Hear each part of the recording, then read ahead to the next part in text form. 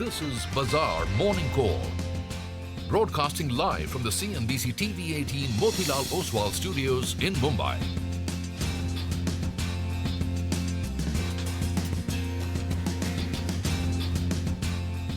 It's a Wednesday morning. You're with us here on a fresh new edition of Bazaar Morning Call. We are coming to you live from the CNBC-TV18 Motilal Oswal studios. I'm Prashant. With me, my colleagues Sonia and Nigel. Morning, guys. Hi, Prashant. Morning. Good morning, Nigel. It's been bright and sunny on Dalal Street lately, right? I mean, the sun is shining. Yesterday, the markets ended well, and now we're less than 200 points away from those all-time highs. So let's see how things progress today. And we're halfway through the week, so let's take the action head on. Absolutely. You know, the thing with the market seems to be that, for the last couple of days, like, for example, same time yesterday morning, we were saying how the market was not sustaining at high levels.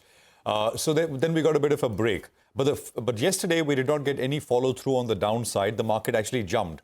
And that's the reason why I think that we are still in a phase of a bit of a flux. Is the market going to... We are very close to all-time highs. We're practically there. So either, we build on it strongly, and the market goes a bit further in this current leg, or I think we see a pullback, which is what it was looking like till day before yesterday. So we'll perhaps know maybe today and over tomorrow, because we've got the RBI decision also coming up, which we'll get to in just a bit. Now, overnight action in the US is only slightly better. The S&P was up about 0.25%, but, neither here nor there. Yields and dollar cooled off a little bit. The yields came off 7 basis points. They'd rallied about 20 in the prior two trading sessions, so some pullback there. Dollar index has also come off about 0.25% at 104.17. All in all told, this is not a bad kind of screen to wake up to from a global perspective. You had Fed commentary, and, even in the US, it's a bit of a flux about interest rates. The consensus was that the Fed will cut, and they'll cut in a matter of time, maybe not March, maybe in May, maybe in June. But increasingly, lately, we've started to hear many from the Fed stable, starting to sound more hawkish. So this is Fed's Mester. Now, she's historically been a hawkish member. She said it would be, and I quote, it would be a mistake to move rates down too soon and too quickly without sufficient evidence. So that was one. But there was also another gentleman, Kashkari, who recently sounded pretty hawkish. And yesterday in the overnight comments, he actually walked back some of the hawkish buyers. So it's not clear at this stage, because data has come in so strong. The jobs data, the ISM services number, and even before that, string of very super strong data points, which have forced the markets to walk back on their imminent rate cut expectations, and now actually even talking about whether we should only expect the first cut sometime mid of 2024. Now, just to circle back to the levels here, for the Nifty, the downside level is the 40-day exponential moving average. To my mind, that would be, in a way, the decider, whether the market wants to build on the way up, or, there is a bit of a break coming. So 40-day exponential is about roughly 21,400 is that level. A break below that will give us a confirmation one way or the other. The Nifty Bank saw another move down. It's the weakest, of the lot. It's not participating on the upside. It's underperforming on the downside, as I said earlier. And on the way up, the Nifty Bank daily average is around 46,288, which should be the resistance.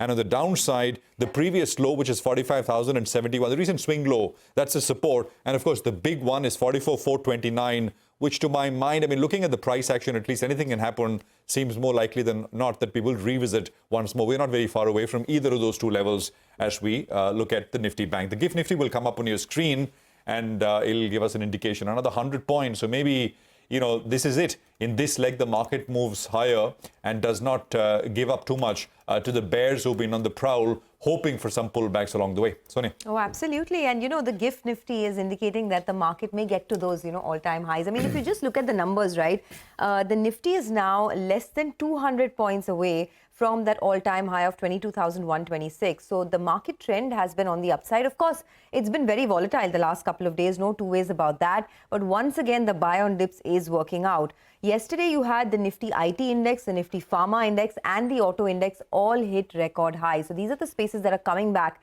in a big way. Both foreign and domestic institutions bought in the cash markets yesterday. FIs bought about 90 crores, while DIs bought a little under 1,100 crores in the cash markets. Now, there's the RBI policy tomorrow. That's on the 8th of February. There's no rate cut expected this time around, but any commentary on monetary loosening will be watched for very closely. So that's the next big event to watch. I'm also looking out for a couple of these new age platform companies that continue to trend higher. Remember, last week you had the likes of Delivery and PB Fintech that turned profitable. Today, Nykaa will be in focus. Good set of numbers is what the company has reported. A 22% revenue growth. The profits have doubled on a low base. And maybe, you could once again see some of these names like Delivery, PB Fintech come back into action as well. I'm also if you're looking out for individual stocks, then PSUs, remember, they continue to outperform. But there are some signs of profit booking in the PSU space. So yesterday, the PSU bank index was down 1%. So perhaps you'd want to just keep an eye out on that as well. And there are 3 IPOs that are open for subscription today. There's Jana Small Finance Bank, there's Capital Small Finance Bank, and Rashi Peripherals. So we have our hands full in terms of primary market action as well. But today is expected to be a very strong opening. Let's see how the second half of trade pans out. But what are you watching out for? Well, Sonia, overnight, actually, I was looking at a couple of US results, and you had Ford that was up close to around 6%, and you had Snap that was down close to around 30%. So we're getting some violent reactions even coming out of the United States as well. But let's get back to our own markets. Well, yesterday, we had a pretty good close in the Nifty Financial Services Index. That played out the expiry. So at one point of time, it was a little under the weather. It virtually ended at the high point of the day. So there was an element of expiry that did play out. Today, the Nifty Bank as well will have its turn out there. Besides that, what did the FIs do yesterday? As they've been doing for the last few sessions, they added more long positions in comparison to shorts. Now the short positioning has come down to roughly around 60,000 contracts. And in terms of percentage, it's down to around 63%. That compares with the highs of around 78-80% that we saw earlier in the series. The options data as well comes up for you. Well, out there, we saw a good amount of writing. The 21,900 put, the 21,800 put, both of them added more than 70 lakh shares between them. And the premiums on both of them from the highs of the day, they came down by half. So in an uptrending market, you want to see put writing. That's precisely what you saw. The call writers, they ran for cover. There was big unwinding out there. So you had the 22,000 call that was getting written very aggressively. They ran for cover, and also the 21,800 call as well. So that's telling you the call writers, they're getting a little bit nervous with the kind of momentum that we're seeing on the Nifty. Well, moving to levels then that I'm looking at. Well, the Nifty as well as the Nifty Bank, you'll want it to protect both these two levels on a closing basis. So for the Nifty, I'll say the uptrend is very much intact. And in the near term, you don't want it to break this 21,600 or the 20 DMA, which comes in at around 21,670 approximately. And the Nifty Bank, that's been a little bit weaker among the two. But as long as the 100 DMA doesn't decisively get broken out on the downside, well, you'll see it's pretty much fine. And you're hoping that at some point of time, it starts participating in this rally. The stock that I'm looking at is Shriram Finance. The reason I'm looking at it is, the last few sessions, it's gone ahead. It's closed above the 20 DMA, which is always a good sign. Besides that, a few more factors that are played out. Yesterday, there was some mild short covering that we saw. And the delivery volumes yesterday on the NSE were better than what we saw in the previous two sessions. Besides that, most brokerages, or Nuvama at least, they have come out with their note. And they are saying that it's a likely inclusion in the month, which is announced in February. So it could come into the Nifty. So that's another factor. And valuation-wise, well, it's fairly attractive in comparison to some of its peers. We had the management who joined us as well. They were confident on growth, on their NIMs, as well as on their asset quality going ahead. And valuation-wise, it has some support. So I think for the remainder of February, this one should be on your radar, guys. All right. Thanks a lot for that. So lots of stocks in focus in the market as well. So let's get straight to some action. Lawrence Belanco of CLSA says, as outlined earlier, the risks of a correction/consolidation pattern are growing in both the Nifty and the mid-cap sector.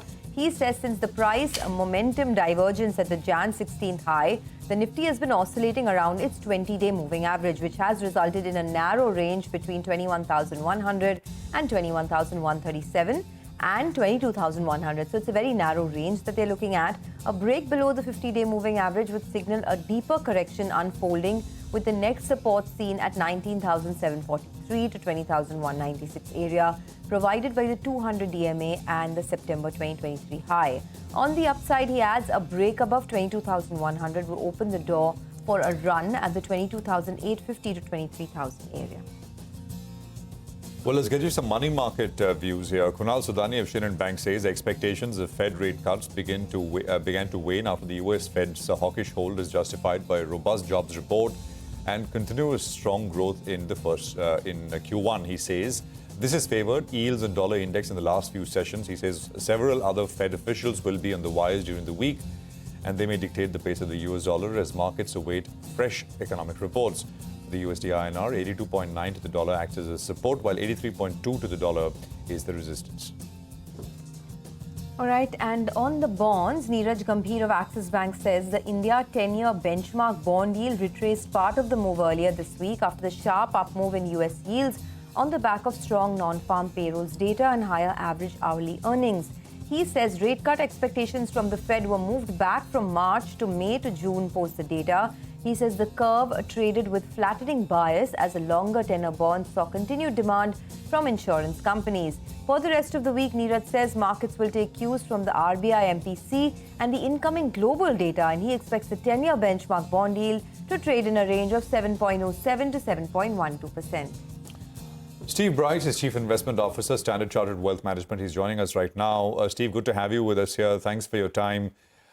Is there any is there a debate arising once again on where the neutral rate in the US is, whether the first action from the Fed will indeed be a rate cut? Could it be something else?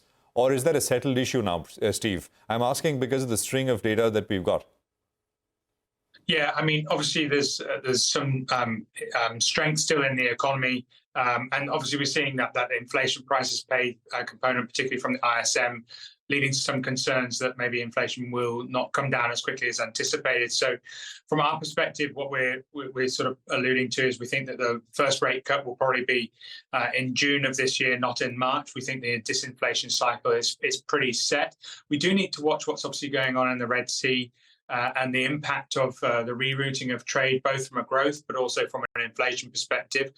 Just keep an eye on that. So we have added a bit of inflation hedges into our portfolio in the past couple of weeks, just to monitor that short-term upside risk to inflation.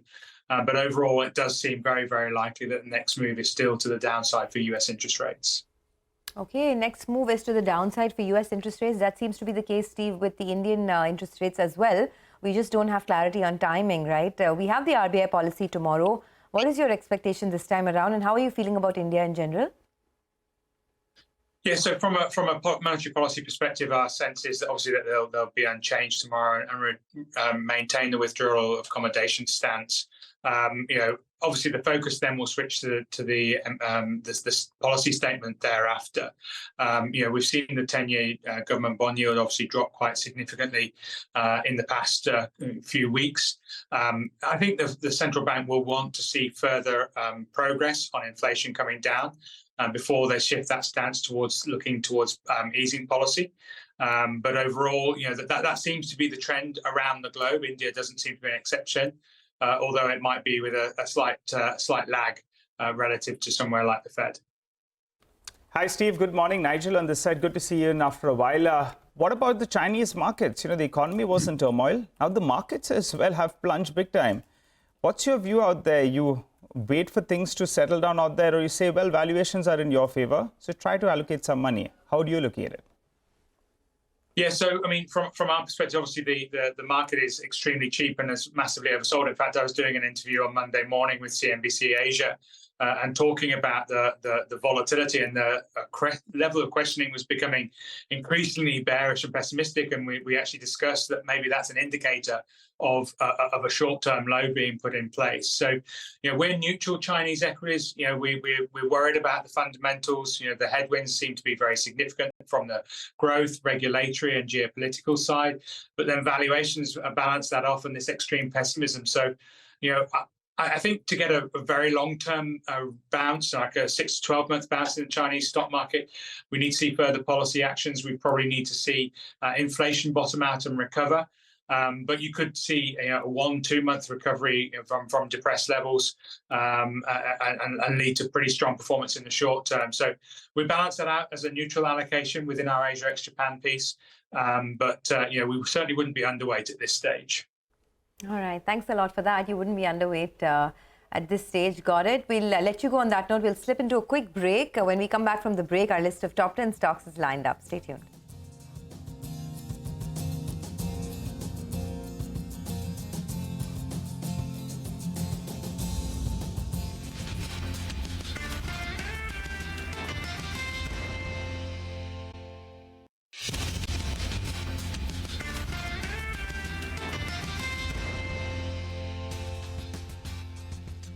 Welcome back. Hope you're having a good morning so far. Looks like it's going to be a pretty strong morning on Dalal Street. The GIFT Nifty is indicating a big start. But let's get our entire research team to tell us about the stocks that you need to watch out for as we begin the day. Britannia, let's see how that one fared.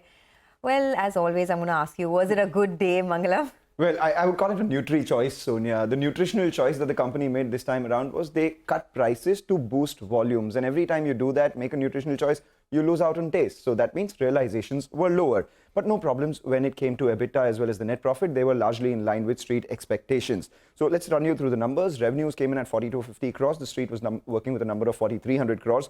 The EBITDA 821 crores versus poll of 815 crores. And the net profit at 555 crores. The street was working with a number of 550 crores.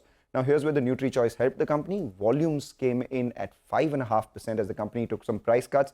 The street was working with a volume number of just 2 to 3%, and that's a positive. They have seen progressively recovering demand environment. They've added more than 29,000 distributors in rural India, and their key focus states, which are UP, MP, and Rajasthan, have actually done better despite adverse demand conditions. So the stock ended at the low point of trade yesterday, expected to see a bit of a relief rally today. Okay, expect a relief rally today. Yash is also joining in this morning to talk about Max Financial and how that one looked. Yash, over to you. Well, Sonia, you have to look at three important numbers, of course, annualized premium equivalent, VNB and VNB margin. If I have to summarize the numbers for Max Financial in Q3, APE has grown year on year, but it has slightly missed CNBC-TV18 poll. But the negative impact is that big miss on VNB as well as the margin front. Total AP, as I said, has grown by about 19% on a year-on-year basis. It's missed CNBC TV18 poll by about 64 crore rupees. Value of new business is down 18% on a year-on-year basis. It's missed the poll by about 56 crore rupees. A big hit has come as far as the margins are concerned. On a year-on-year basis, there's a 1,200 basis points dip in the margins, which has come at about 27.24% versus 39%. And it's missed CNBC TV18 poll by about 200 basis points. But despite the negative results, I'm still going with the green because there's a big positive which came in the numbers. The company has announced that the insurance regulator has given the company an approval for Axis Bank Max Life deal. Axis Bank will be infusing 1,600 crore rupees in the company for acquisition of about 6% stake. All right, Yash, so green despite poor numbers, but there's news to back it up. Thanks very much for that. Let's go back to Mangalam now. Nykaa and Berger Paints should also be in focus. Mangalam, take it away. A colourful quarter for Berger and pink for Nykaa is what I would say. Good quarter for Berger because it's reported better than industry performance, likely gain in market share as well. So revenues for Berger grew 7% this time around, and from the paint company numbers that we have so far, Asian Paints grew at around 5.5%, Consignor like at 5%, so Berger did better. And of course, for all the paint sector, we've seen sharp EBITDA margin expansion, and for Berger as well, net profits increased by nearly 50%. The volume growth this time around for them was 9.1%, with the premium end doing slightly better.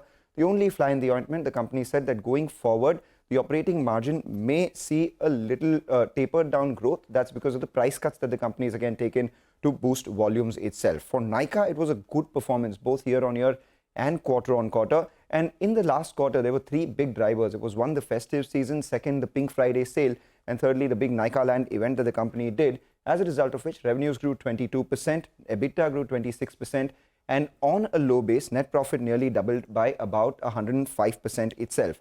Overall, gross merchandise value grew by 29% as well. Growth was seen in both beauty as well as fashion, and others, which include men's grooming and the superstore that Nykaa seeded, has seen a growth of 88%. That's the growth driver for the company. Okay, all right, Mangalam, thanks a lot for that. Well, let's hop across to Sonal. She's here to tell us about Naveen Fluorine. Sonal?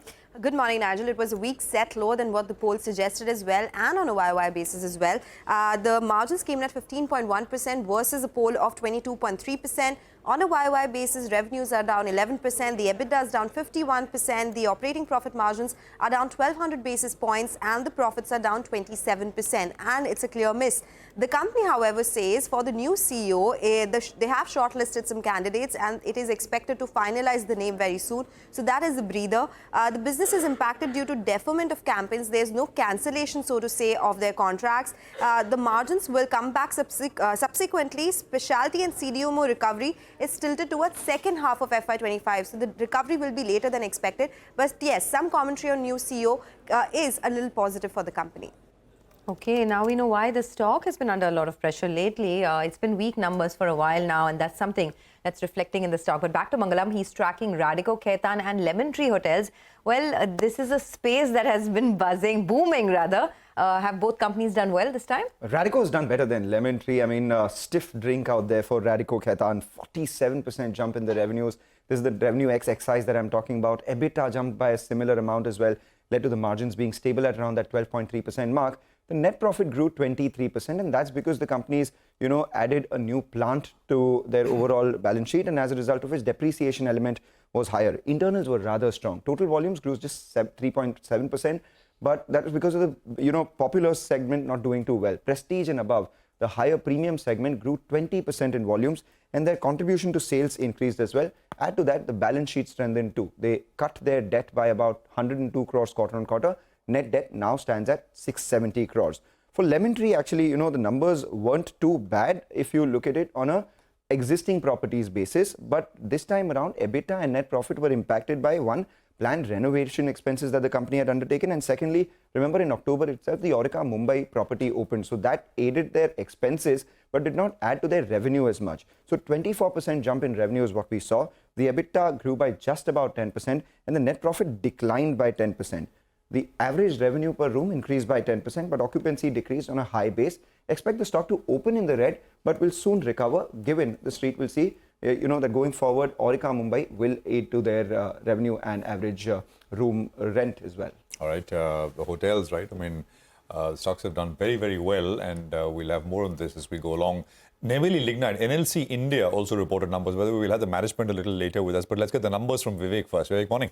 Well, good morning. As the earnings volatility continues in this particular space, so what's actually happened is that on a year-on-year basis, revenues have gone down 14%. This is on the back of the mixed fortunes that both of the segments are seeing. So while the mining revenues jumped up almost 45% on a year-on-year basis, the power segment this time around saw its revenues dip by almost 21%. Back of that, overall revenues down 14%. EBITDA, again on a year-on-year basis, down over 30%. Margins too, quite weak this time around, 28.6% versus 37%. So this will be something that we'll want to ask the management on. Along with that, this particular quarter, the company saw profitability of 250 crore. There was a loss last time around, but this was largely on the back of multiple one-off factors that the company experienced in the last quarter. Along with that, the company has managed to go ahead and exceed its target guidance as far as capex is concerned. So this particular year, the capex that the company has achieved is over 3,900 crore, 21% over what the company had earlier guided for. All right, thanks a lot for that. We will in fact connect with the management of NLC India. This happens at 9:40 a.m. later today, so do stay tuned in for that. The other stock I'm watching this morning is Endurance Tech. I'm going with green over there because the numbers were really good. If you look at it, the operational performance has been improving. The company has told us that this is because of lower electricity and gas prices in Europe compared to what they saw last year. So that has aided their operational performance. The improving EBITDA is also because of higher volumes that they've seen across Europe. And remember, 40% of their business, almost 40% of their business comes from Bajaj Auto alone. That's their single largest client. And Bajaj Auto has seen a big improvement in earnings. Hence, that's reflected in Endurance Tech's numbers as well. Q3 numbers, revenue growth of 23%, EBITDA growth of 25%, EBITDA margin stable at 11.6%, and net profits have gone up 40.7%. So, pretty good numbers going with green over there. But let's hop across to Upasna. She's tracking EID Parry this morning. Upasna, over to you. Well, good morning, Sonia. The company reported a weak Q3 number.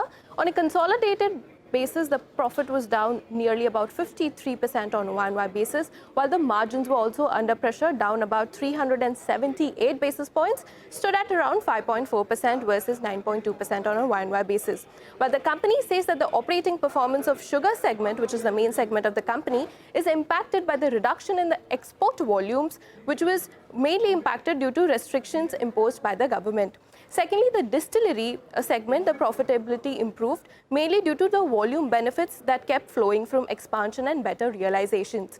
While the company's nutraceutical division reported a loss on account of continuing certificate issues that were seen in Europe region. While going ahead, due to government restrictions on use of sugarcane juice syrup for ethanol, the company expects adverse impact on ESP targets and performance of the distilleries. So all in all, we are seeing a weak Q3 for EID Parry. All right, thanks a lot for that. Well, here's a quick recap of our top stocks. Stocks with positive news flow. There's Britannia, Max Financial, Nykaa, Berger Paints, Radico Khaitan and Endurance Tech. While stocks with negative news flow, Navin Fluorine, Lemon Tree Hotels, NLC India and EID Parry. But let's also get a quick roundup of all the action from the commodities market. Manisha Gupta joins in to tell us what's been happening there overnight. Manisha, hi, morning. Morning, Sonia. Thank you for that. Well, some stability and even some gains is what I'm seeing in commodity markets. That is because the run-up in US dollar has seen a pause. That has been supportive for many of these commodities. For the crude oil prices, there are various factors working. One, you have the inventories in US, which have seen a gain. So whether it's for gasoline, distillates, or crude, all of those inventories have seen some surge coming in. There are also conversations about Gaza ceasefire, and that has taken some premium off the prices, is the reason you have the crude prices in check and trading below $80 a barrel. It's going to be about U.S. production, though, that can give support to prices. The markets do believe that the U.S. crude output, after hitting an all-time high of 13.3 million barrels per day in December, has declined to nearly 12.8 in the month of January. So that is what is leading to some premium here. The street also is looking at some jump come back in case of natural gas prices, because gas share in power generation is 42%. That is what is expected in 2024. And and the electricity consumption is expected to hit a record high, not just in US and in Europe as well. The support also is seen in gold, silver, copper, aluminum. These metals also have gained because of the decline in dollar. The street will now watch out for the U.S. Fed official statement. At least 7 to 8 U.S. Fed officials are slated to speak in the rest of this week, and the further direction would come in from that. All right. Manisha, thanks very much for that. We'll take a quick commercial break here. We'll come back. We'll connect with Deven Choksi, Managing Director at DR Choksi FinServ, for some fundamental stock check. And of course, iron earnings as well as we go along. Stay with us.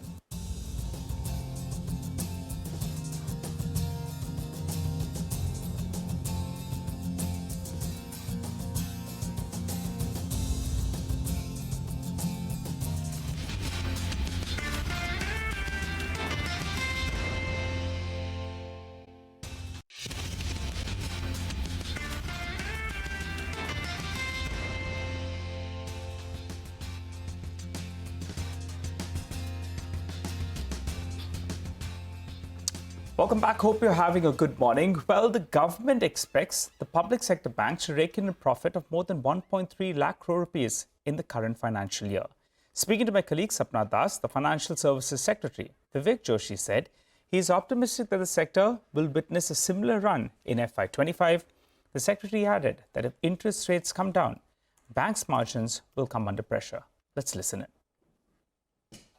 The profit of public sector for the last financial year has been more than 1 lakh crore rupees. Now this year in 3 quarters we have already achieved 0.98 lakh crores of profit in the 3 quarters.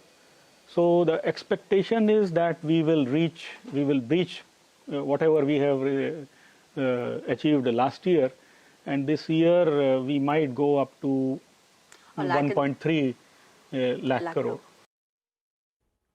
Okay, let's get back to talking about individual stocks now. Ashok Leyland actually reported a decent set of earnings.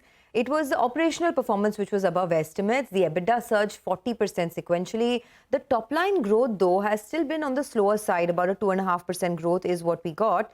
But if you look at certain brokerages, right, HSBC has put out a note on Ashok Leyland. They have a buy with a target price of 230. They say that in a seasonally weak quarter, Ashok Leyland has reported a strong Q3 operationally, and that reflects a structural improvement in cost efficiencies.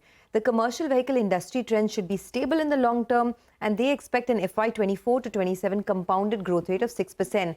Now, I had a word with the management of Ashok Leyland, and the sense I got is that they are doing 2 things. One is cost reduction, and the other one is price hikes in order to hold on to these margins. So let's listen in. I began by asking them if the growth will continue to be in single digits going forward for the industry and for them. Listen into the slice of that conversation.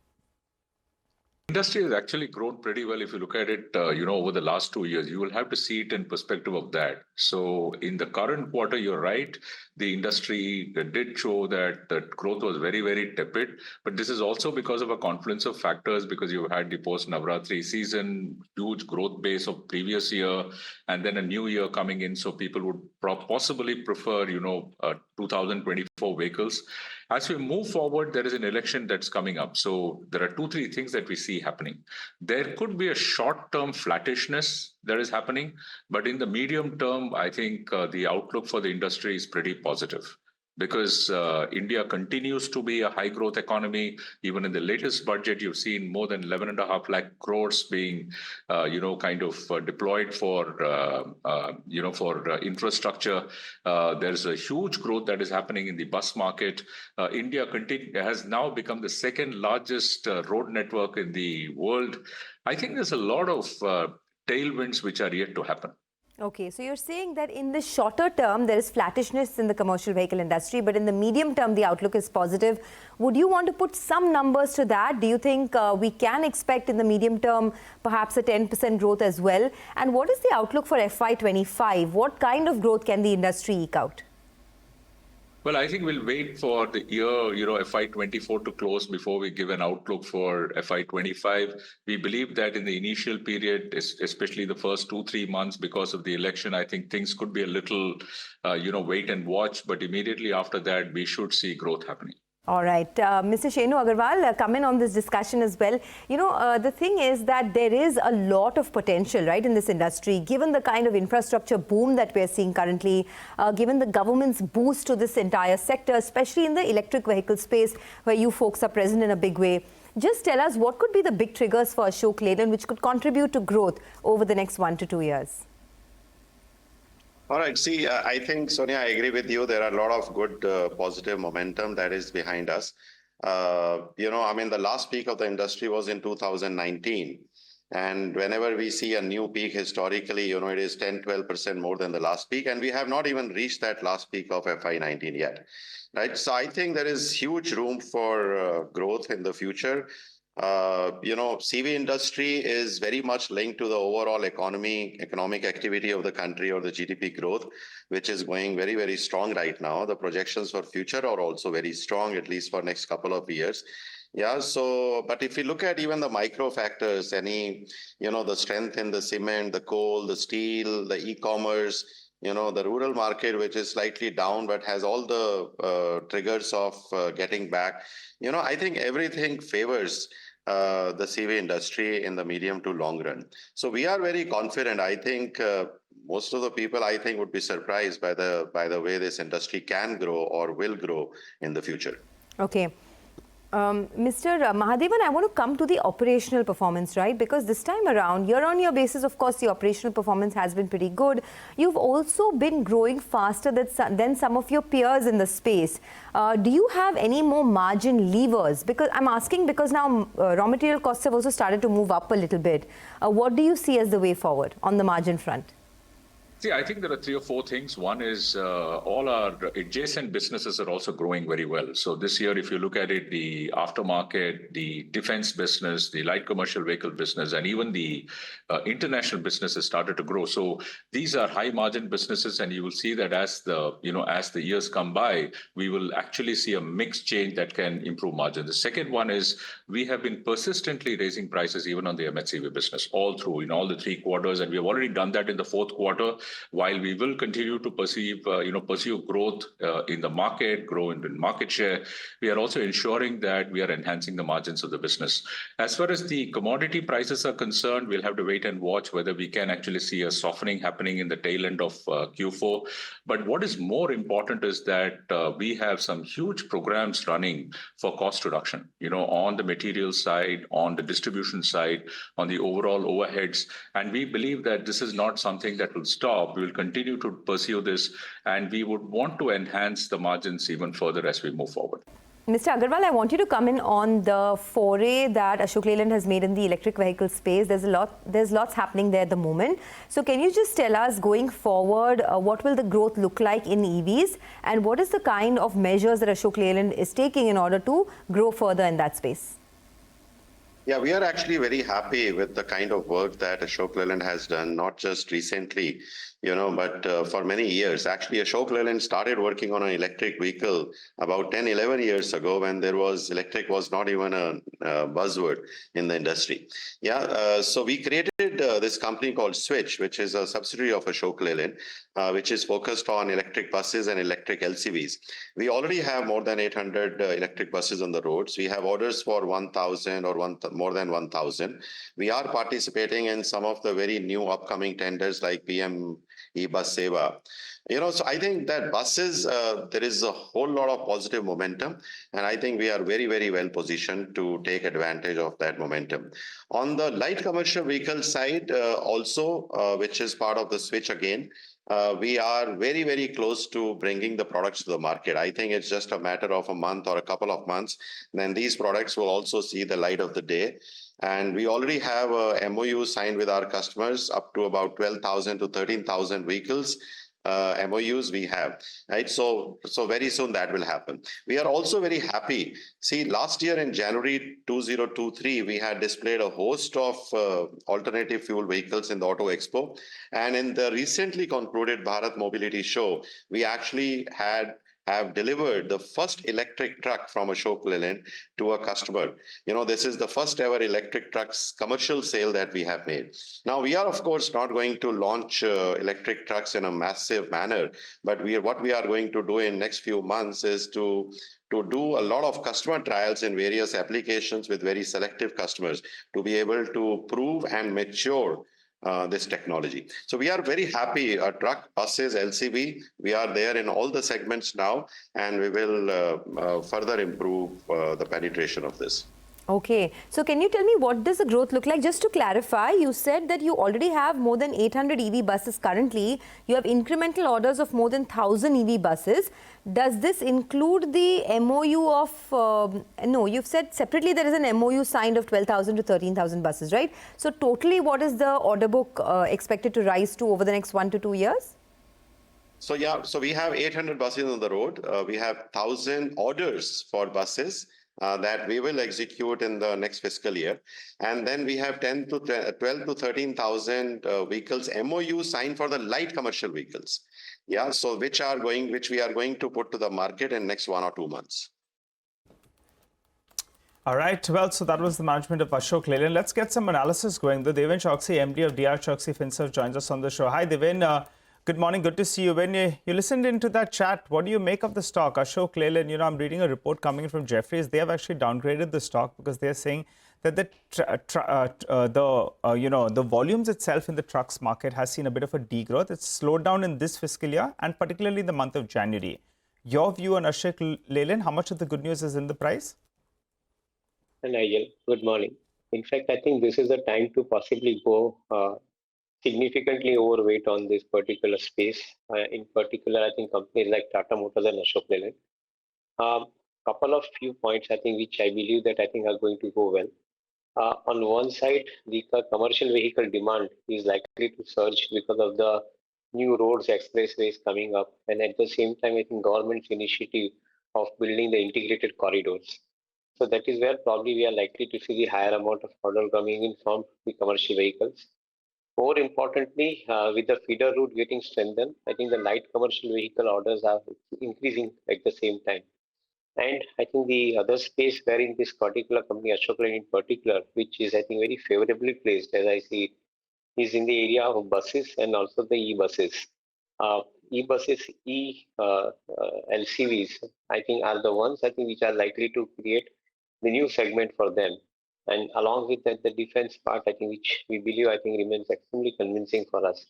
So all in all, put together, each of the product range and the business environment, I think, remains quite conducive for this company. And probably, I think, they have been extremely, I think, strong with their, what we call comments on the subject. So believe that, I think, the management confidence also remains in a reasonably high level. At the same time, the input cost is not growing up in a very significant manner, which they are in a position to pass it over. So all in all put together, I would like to think that I think this is one opportunity. In any price correction in this stock, I think will become a buy opportunity for the company in the portfolio. All right. Devin, coming back to you with more, but Let's talk about the market setup once again. Last couple of days it was looking like it's looking a little jittery and nervous. But this morning, yesterday we got the market flexing a little bit and looks like there is more coming. Anuj is here with his view. Anuj, morning. Morning, Prashant. I'll just come to today's setup in a bit. But before that, I just want to talk about the fact that this really has been a macro rally, and that's something that we've been talking about. It's a bit of a shift which the market has seen. One big reason has been the way Brent crude has settled below 80 despite all the bad news that's been thrown at it. And the news that we had yesterday in terms of the oil and gas deals from Qatar or the HPCL deal from Russia on cheaper crude, I mean, it's telling you why these stocks are rallying the way they are. And the government, in fact, yesterday even spoke about cutting dependence on oil imports. So all of this is adding to the macro trigger. Post-budget, spoke about the possibility of this being a budget targeted at rating agencies. So I think this is what the market's taking cognizance of. And the historical valuation matrix perhaps may no longer be relevant. I mean, I think we've all read this Kotak report this morning where they're talking about PSUs. This is the kind of disbelief which is actually fueling the rally that we are seeing in mid-caps and in PSUs. Now coming to the near-term cues, of course, today is the weekly expiry of Bank Nifty, which is an index which has been underperforming. RBI policy tomorrow and Nifty's weekly expiry, and big numbers today. From the index, you have Nestle, Tata Consumer and Power Grid. And in the F&O space, you have Apollo Tyres, Cummins India, GNFC, Lupin, Manappuram and Trent. All of them react sharply to their earnings. So in that sense, big couple of days. On the Nifty, the first support after the gap up would be the neutral zone, which is 21,929. And the bigger support would now come in at 21,805, which was the Feb 2nd swing low. My sense is that's now the new bottom for the market. In terms of resistance, the first resistance at an all-time high of 22,126, and then of course 22,225, which is based on options. On the Bank Nifty, it's very interesting. It's been such a big underperformer. In fact, this year, the Nifty is up 1% despite 5% decline in the Bank Nifty, which is the biggest component of the market. Trying to preempt any Bank Nifty rally is hurting right now. It's a range of 45,500 to 46,500. In between, of course, there can be some powerful short covering moves. But it's tough to rally till the time the two biggest stocks, HDFC Bank and ICICI Bank, they start to participate, which is something which is missing. Just one last point. The bank's weight in the index from the peak of 38% has come down to around 31, 32%. Historically, when it goes below 30% is when banks normally bottom out. So that's something that you got to keep an eye on. Okay, very helpful there. Thanks a lot, Anuj, for joining in and explaining to us what's been leading to this, market rally. Deven Choksi is still sitting by. Deven, just discussing some more numbers. Some of these platform companies have been doing very well. Earlier, it was, PB Fintech, Delivery. Today, Nykaa could do well because of its earnings. Do you like any of these names for the longer term? Yes, Sonia, good morning. Well, I think the company's business model are good. I think particularly, when you look at companies like even Nykaa for that matter, or even gaming company like Bazaar, where I think the numbers have been coming relatively steadier and better compared to I think what they were in the previous past. So I think more importantly, in particular in case of Nykaa, as we see it, I think the number of stores increasing and the amount of footfall I think reaching into is basically creating a better situation for them in form of increasing the sales, which is what we have been observing, and at the same time, I think giving them the margins, which up till now, I think the company was not seeing. So all in all put together, I guess I think the things have started improving.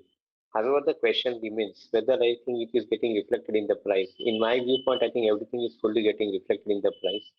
The valuation-wise, these stocks are adequately priced or maybe richly priced. So I think one will have to wait for some good amount of correction. If at all, I think the price correction is not coming, then the time correction will have to happen. Then probably I think one could buy into this particular space selectively. No, got that. Deven, good morning. Thanks for joining in. The other space was technology, right? Yesterday, the index ended 3% higher. Infosys was up 4%. TCS was up 4%. Forget banks. I mean, no help from banks, but there's always something which kind of comes along and helps. It's been Reliance in the past, and now this yesterday was IT services. Just a trading move, or you think one can bet on this from here? IT. So I think, Prashant, good morning. The fundamentals of IT is showing the signs of strength, definitely for sure. In the current year, you are likely to see the higher amount of order inflows coming in from the larger customers, and that too for a longer tenure, particularly for the likes of TCS, likes of Infosys. And that is where we remain relatively more convinced about. At the same time, the mid-tier IT companies, I think, though they are no more mid-tier, they are probably, I think, the large cap companies now, including the LTTS, including the LTIM or the SAND. These are the companies which are operating in their own niche play.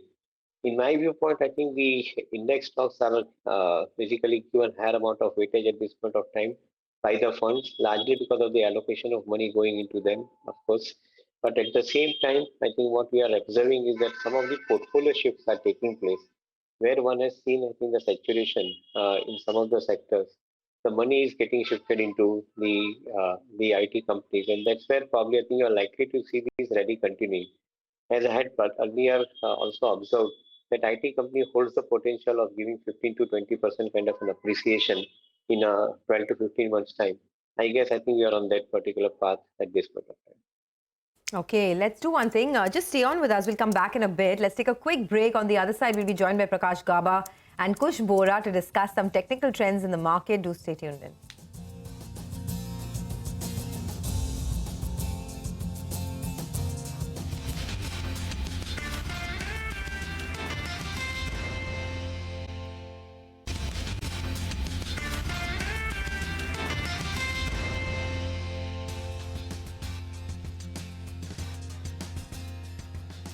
Okay, welcome back. There's about 5 minutes to go for the pre-open session, and we'll have the rates coming through. Kush Bora is with us with what he's going to do this morning. Kush, good morning.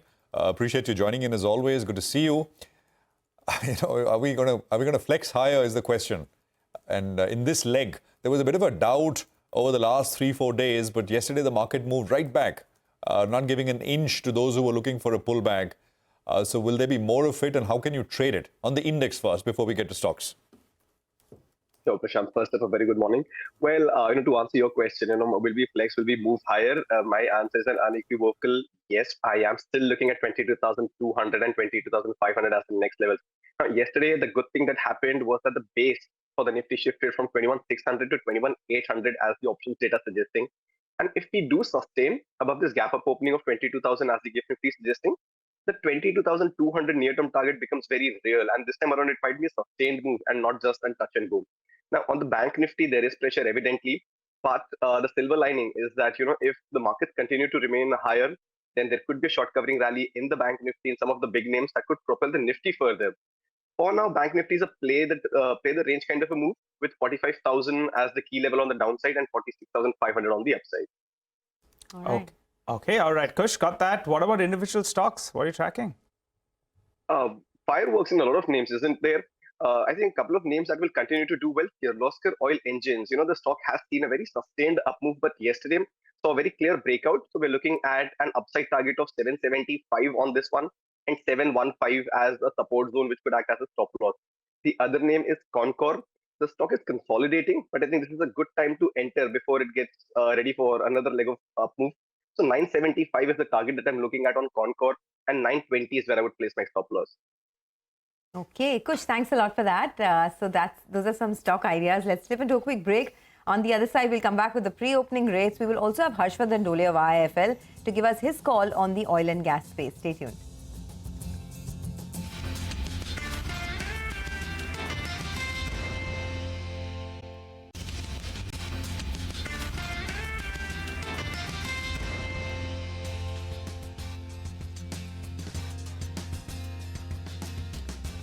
All right, looks like it's going to be a really good start to trade. We'll take it from there. Rajesh Palvi of Axis Securities is joining us now to give us his view. Rajesh, hi, good morning. I just wanted your thoughts on the overall index because it's been very back and forth the last few days.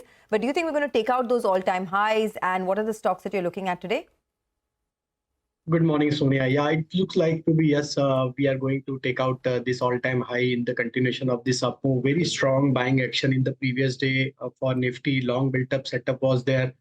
Though there is a divergence in Bank Nifty, still Bank Nifty not participating to this rally, but looking at the kind of buying interest from the large cap space, that clearly shows that, yes, Nifty may continue furthermore upward momentum from the here onwards.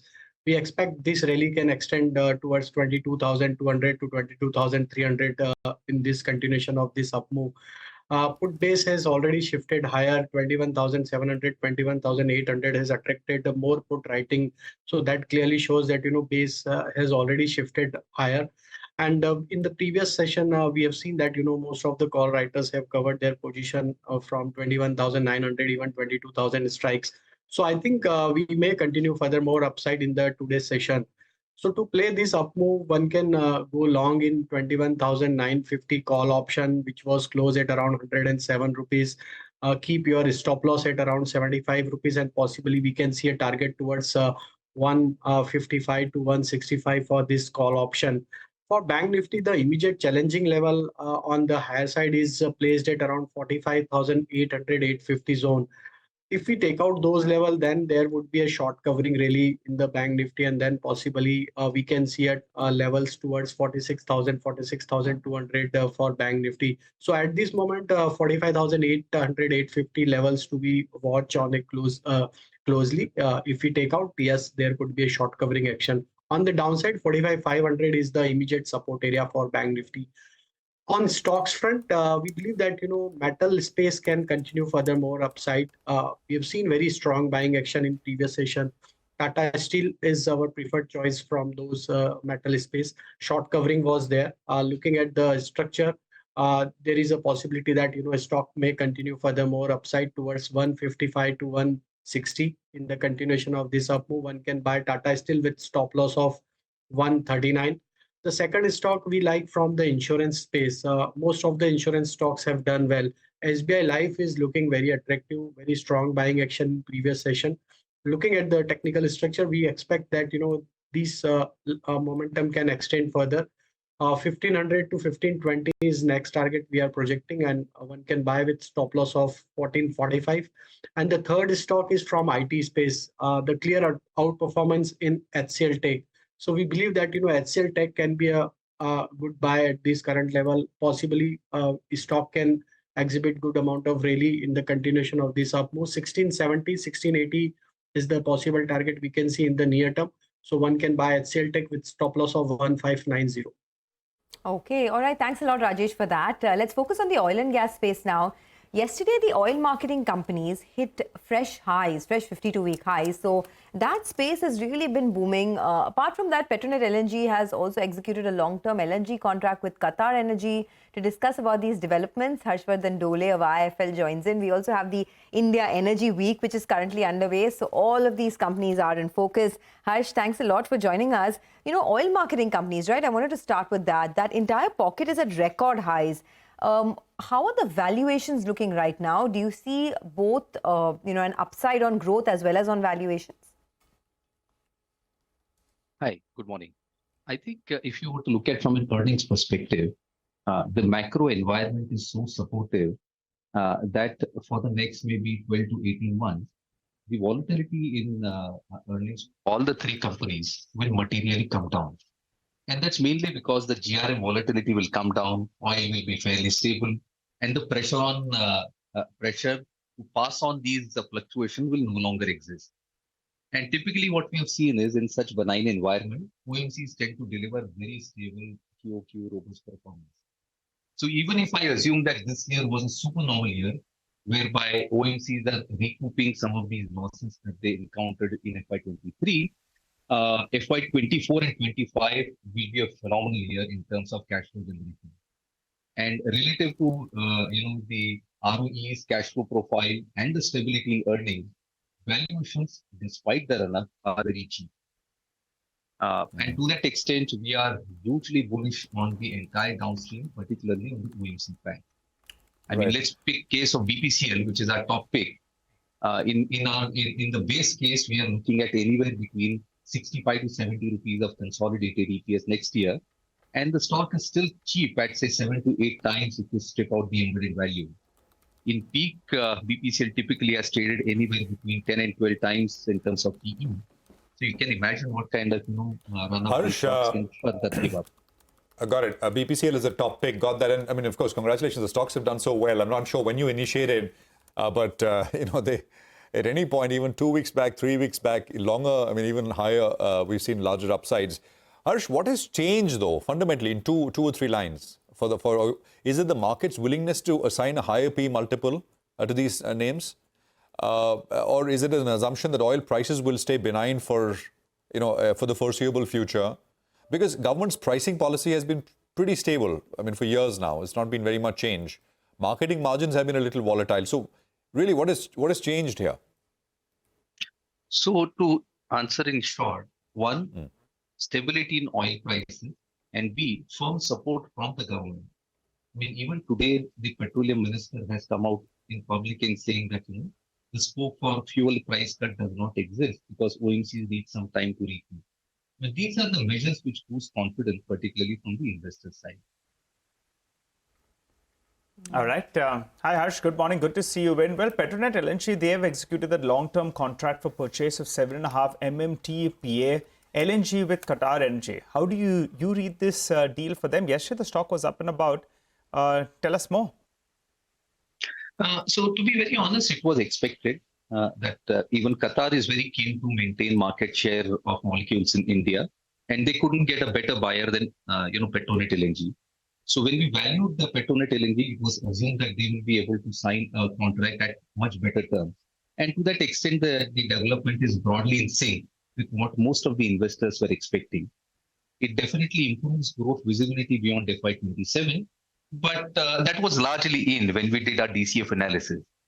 I think the bigger question for Petronet is the capital allocation, because they are investing great amount of money in businesses which are non-core to them. So key is not how to maintain cash flows for the existing utility business, but how to de-risk the business by not getting into businesses which are not core to you. That's the biggest challenge for Petronet LNG. And therefore, we are actually cautious after the run-up in the stock price. Okay. By the way, I just want to point out the pre-opening rates are settling now and plenty of stocks actually in focus. So Britannia is your top gainer, up 2.5% on the back of this decent set of numbers that we saw from Britannia. Tata Steel has been hitting fresh 52-week highs. So that one, once again, is up 1.5% this morning. And then you have Nykaa, which is the big mover in the broader markets, up almost about 5% after a decent set of numbers that the company reported. The profits have almost doubled on a low base. So the street likes that, up 6%. But Harsh, before we let you go, can you give us your top picks in the sector now with a 12 to 18-month time horizon? Clearly, all the stocks across the sector are cheap. And if I were to, therefore peg, certainly OMCs we like the most. Downstream are a top preference. But having said that, even upstream are cheap. I don't see a meaningful downside. So BPCL continues to be a top pick, followed by IOC. And I don't see a reason why even ONGC and OIL should not do well. So I see value across the sector. Got that. Anything else in that entire sort of... I just have one question, Harsh. There are expectations, I don't know if you agree with it, there will be a huge glut of LNG, gas glut, later this year, next year, etc. How does that play into somebody looking at Petronet LNG? Prashant, definitely, India will be one of the biggest beneficiaries of weak LNG prices globally. And the mushrooming of infrastructure bodes well, particularly for somebody like a Petronet who has got a phenomenal infrastructure. So as I said, earnings until FY26-27, there is no risk. But the biggest overhang for the stock is going to be, nearly 20,000 crore investment that they have planned in petrochemical project. And if you appreciate, petrochemicals is something which is absolutely non-core to the company. And the challenge is going to be how to, convince investors that they will be best at the business which is non-core to them.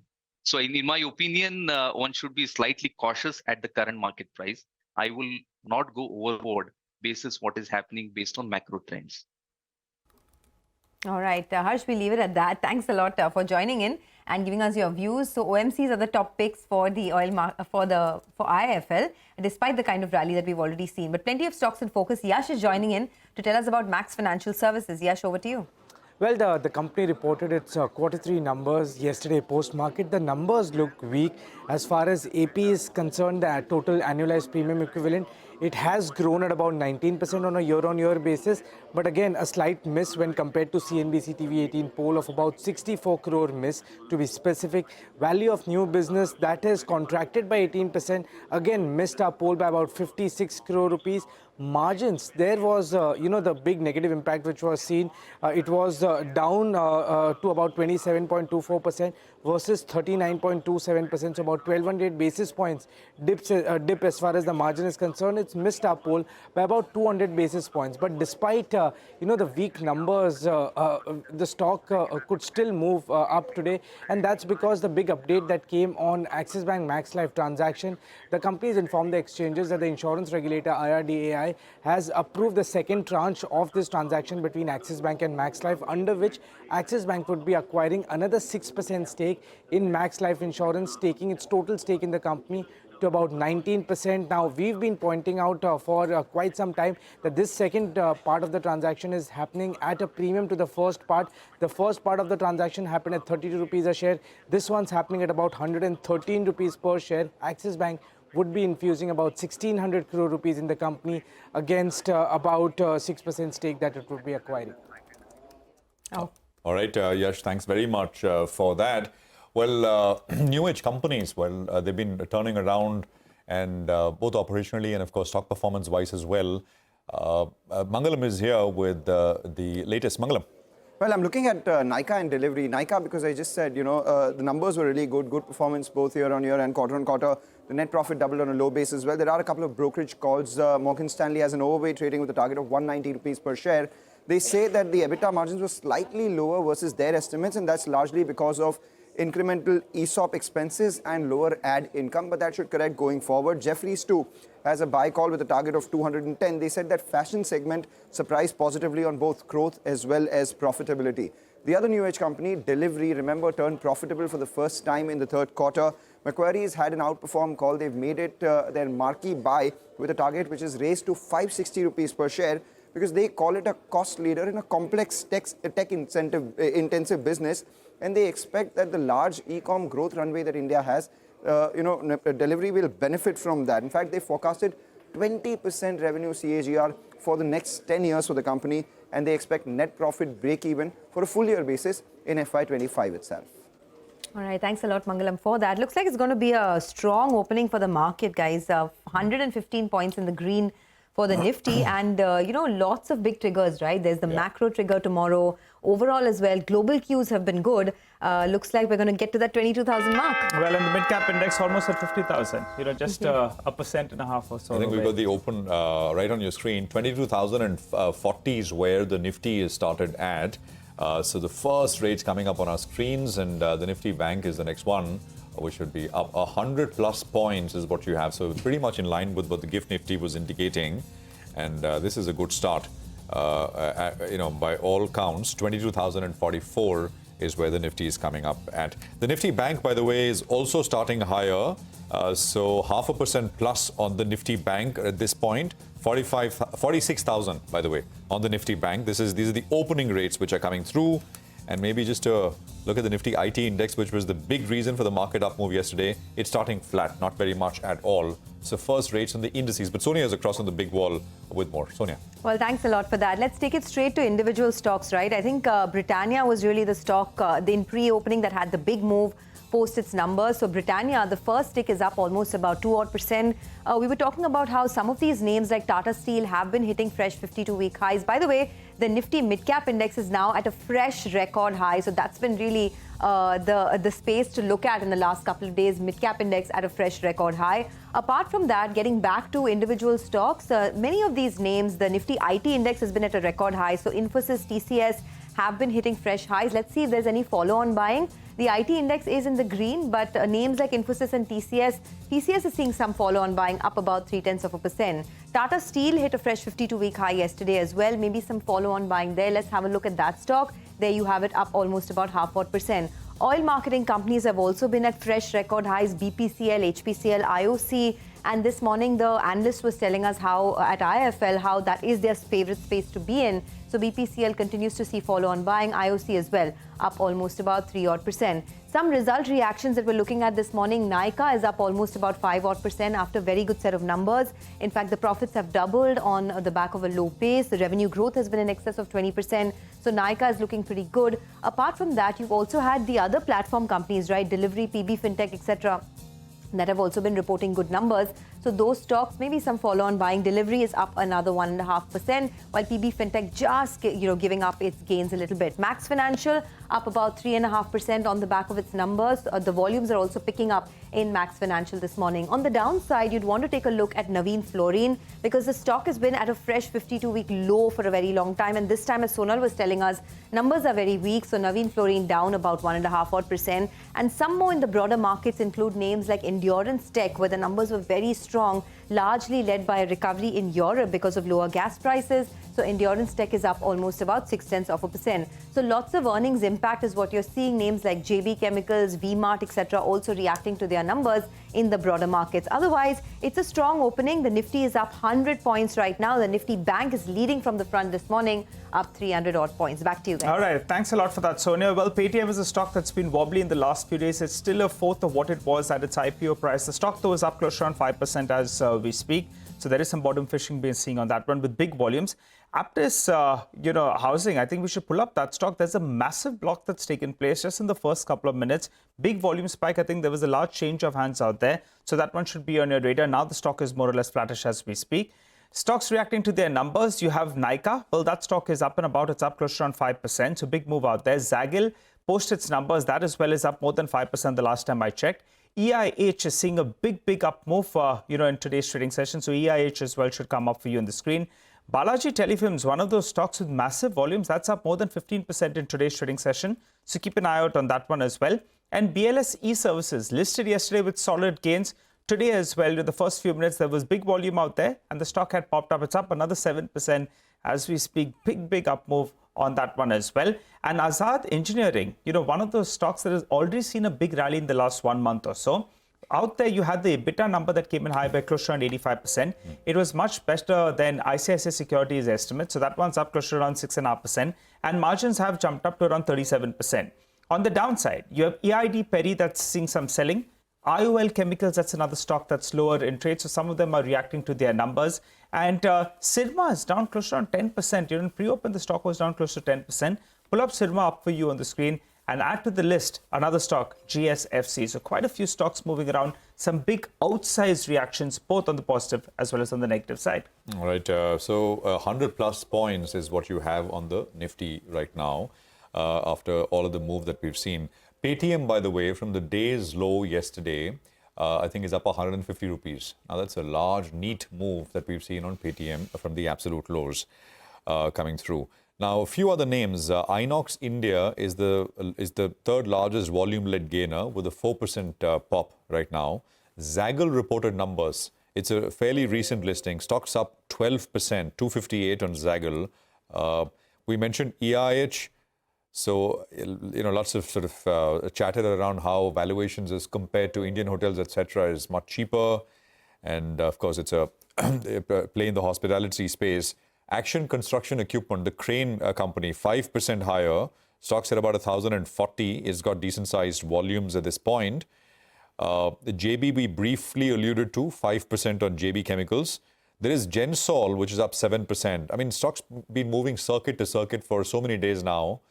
By the way, Gensol is one of those names which is, undergone a bonus, a split. There was a pref issue at $1,000. It's done phenomenally well, the company. There is, what else? Nazara, we'll have the management with us in a bit, 4% higher on Nazara. V-Mart is up 8%. I mean, I think in my memory, it's one of those, it's after a long time that Nazara is, V-Mart has reported numbers which are good. I mean, I saw profits up some 40% or so. So we'll have more on that with the management a little later on the program.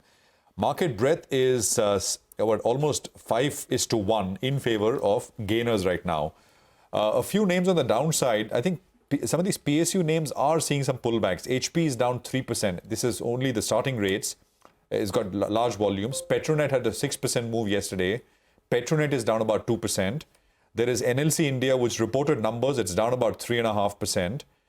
Reddington is another one, which is down about 4% or so. And Ajmera, which had a decent move yesterday, is down about 2.6%. So, some stuff on the downside. Nifty is kind of moderated its opening gains. It's down. It's about 25 points off the day's high, 30 points off the day's high, about 80 points in the green. Sunil Kaul is now joining us. He's APAC equity strategist at Goldman Sachs. Sunil, good to have you with us here. Thank you very much for your time. It's a strong start once again. What's the view, both tactically and a slightly medium-term view on the markets from here? Because we've done exceptionally well, and the question is a pullback, or we'll continue to march higher in a very steady fashion. What's your sense? Yeah, Prashant, pleasure to be back. Look, I think in terms of the strong start, I sort of mentioned this in your show last time. If you, for example, looked at the market returns last year, the market was up 20% or so, but a lot of that move was basically driven by underlying earnings accrual, right? And so in aggregate terms, the market was actually flat in terms of valuation. So at 22 times we started the year, that's where we ended on 2023. So in terms of that was a good move in terms of driven by underlying fundamentals. I guess at this point, I would say we still are constructive on the markets overall. We have India as our core overweight allocation within the broader region. I think our sense is that valuations are indeed expensive, but even with baking in some derating in our numbers, we think on a full year basis, market should be higher, largely on the back of underlying earnings. We still think earnings grow around 15% compound this year and next, and that should drive the markets higher. So in terms of the path to your question, I think near term, look, I think markets may kind of moderate here because growth has been moderating at ad. We also are seeing the current reporting season, which is somewhat mixed. I mean, in terms of the beats versus misses, we are almost 80% through in terms of the market cap for the headline indices. And there, I think it's like 40% beats, 40% misses, 20% in line.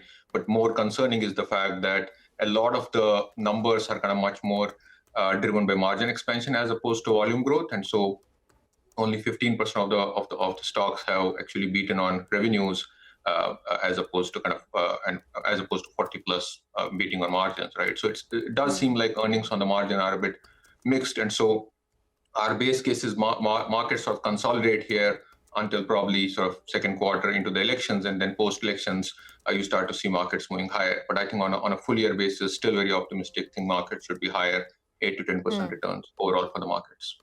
Okay, 8 to 10% returns overall for the markets. Got that. Sunil, hi, good morning. And as always, thank you for being with us on the channel. I was going through your report, your strategy report. One of the big themes that you like for 2024 is this energy transition theme. You talk about how India is growing and decarbonizing simultaneously, and there is big potential here for investors. Can you just take us through the fine print of that? If I'm an investor today and I want to capitalize on this theme, which are the sectors, stocks that I need to be looking at? Yeah, I mean, we have been overweight that camp, Sonia. I think, as you said, the core thesis is that of a peak sort of power deficit in the country. So our sense is that given the demand supply in that sector, we will continue to see shortages. Obviously, with the winter months, the demand kind of came off a little bit. But I think as we start to get into March, we probably think we again should be seeing power shortages. And that means that the legacy thermal business in some of the stocks should also continue to enjoy a re-rating. So I think on the renewable side, some of the stocks have already run up. So we have neutralized view on those names.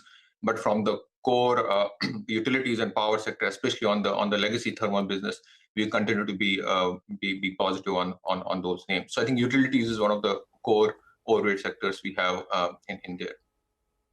All right. Hi, Sunil. Good morning. Nigel on this side. I think your target on the Nifty is around 23,500 for this year? That's right. I mean, obviously, I think you have to look at the target in the context of the broader region. Okay. So for the region overall, we have around sort of 11-12% upside for the broader region. A lot of that being driven by China as well. So barring that, we're kind of looking at high single-digit returns for most of the markets. So India also is therefore in that camp. And I think the core view being that it's the underlying earnings, as I said, that will be driving markets. Yes. So with a bit of sort of low to mid-teen return earnings expectations and a bit of multiple de-rating, we think that's where the market ends up. I recall that point, Sunil. You said, yes, the Indian markets have done well, but earnings have kept in step. So that's why the markets are still on a PE basis. We've not seen a big expansion out there. All right. The next big event is going to be the RBI policy for us. And in the backdrop of, say, the Fed may not be cutting as soon as earlier thought, what are you penciling in? Do you expect the Fed to start cutting in March, or do you think that it's going to be in the middle of this year? And in that sort of a backdrop, what are you working with in terms of RBI action? RBI.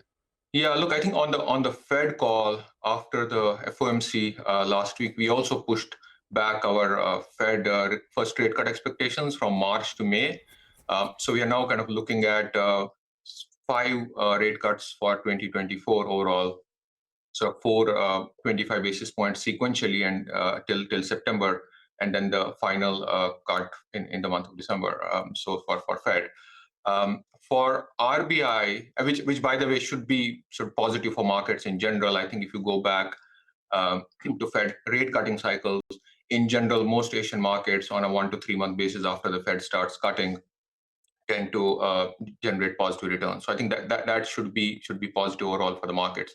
For RBI in particular, we obviously in the policy tomorrow, we do think they will stay on hold. And I guess the reason behind that is if you, for example, looked at the growth versus sort of inflation trade-off, our general sense is that, growth is a little bit sort of mixed. You got investment growing stronger, but consumption is still a tad weaker. Inflation is still at high above 5%. And so we think they'll probably continue to stay on hold. But I think what's more important in terms of the policy would be the focus on liquidity. And on there, I think the sense we have is that the pain you had, or the extreme pain you had a few weeks back in terms of tightness and liquidity, is probably already eased given the intervention from RBI. That should be on the margin good for banks. But what they will likely do is liquidity probably stays still in deficit in the current quarter. I think Q2 calendar, the liquidity starts to ease. By that time, I think they get better clarity around Fed. And if you're right, Fed would have started cutting already. And then they start to sort of ease liquidity in Q2. And then the actual rate cuts start in Q3. So we're kind of penciling in 50 basis points rate cut for RBI starting Q3, which takes the repo rate from 6.5% to 6% on our estimates. Right. Sunil, since you're a global house, you'll have a view on China as well. I mean, I just want to actionable for those, the market's been completely bombed out, right? Valuations are cheap, etc. Does it make sense for those with some investable surplus to put money into, and there are some of those mutual funds here which have these, China funds, etc. Put some money and just forget about it? You think it makes sense? Yeah, look, Nigel, Prashant, you're right. The market obviously is down significantly. It's down 60% from its 2021 peak. Valuations, as you pointed out, are around 8-9 times, so still very cheap. We look at a lot of the allocation data from both hedge funds and mutual funds, which are at 10-year lows. So clearly, I think the risk reward looks favorable here. I would say I think the incrementally what the government has been doing. They started with some modest easing measures in terms of rate cuts and RRR cuts, which the investors were not very pleased with. And I think the latest news flow around they setting up a market stabilization fund, RMB 2 trillion. That's what has got market a little bit of comfort, and we're already seeing some buying happening. And the move last night in terms of MSCI China of 4% is kind of reflecting of that short squeeze. So our sense is that it sort of makes sense because the risk reward looks kind of skewed to the upside. Having said that, I would say, we still need more forceful policy measures from the government for investors to get comfort on. And if people have to choose within the China markets, we are much more positive on the onshore markets as opposed to offshore markets. And in onshore markets, there are a few themes more geared towards the self-sustainability, industrial automation, more kind of the hard tech, which is where we think government is focused on, that we think could do well. Okay, by the way, the mid-cap index is now soaring, almost 400 points higher on the index, and plenty of stocks actually buzzing.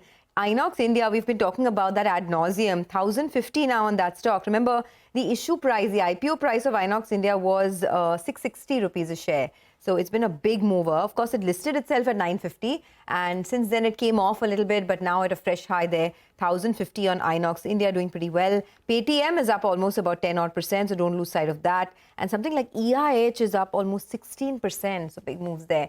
But Sunil, in your report, one theme that you really like is the defense theme. You talk about how indigenization is something that, could lead this sector to move higher. But the problem here is that there seems to be too much of a run-up in stocks, maybe a little bit of over-ownership as well. I mean, something like a BEML is up 170% in a year. So do you think that this story has played out in its entirety?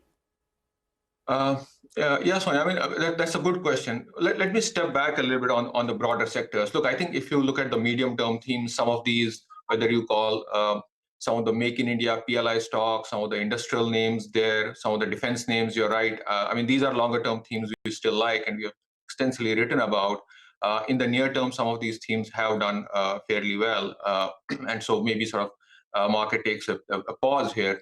But I would say in terms of the broader themes within the industrial bucket, I would say where we still think there is more juice left is probably more around the building materials theme, because we still think that the real estate continues to recover there.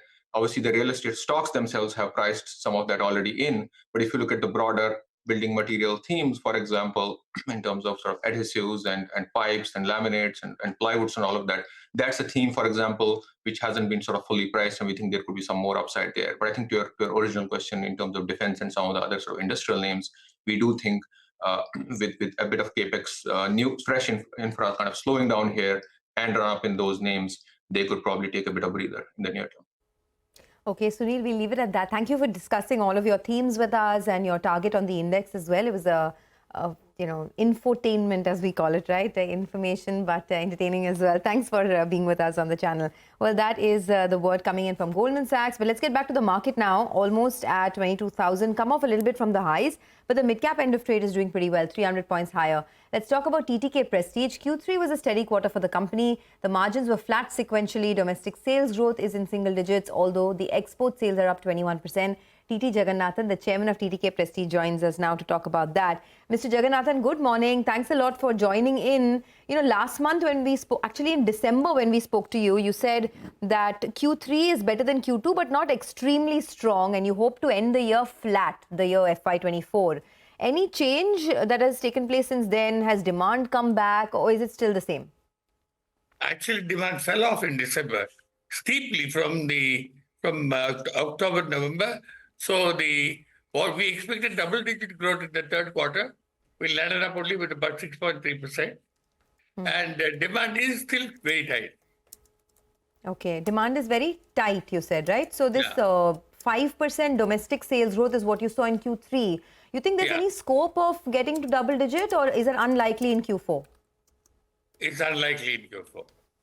Okay. And by the end of the year, you still stick to a flat growth. I'm just trying to understand, when do you see some signs of recovery come through, some signs of perhaps double-digit growth returning? No, both Q3 and Q4 will be better than last year. So there is growth has started. We still have to make up for Q1 and Q2, which is where the problem is.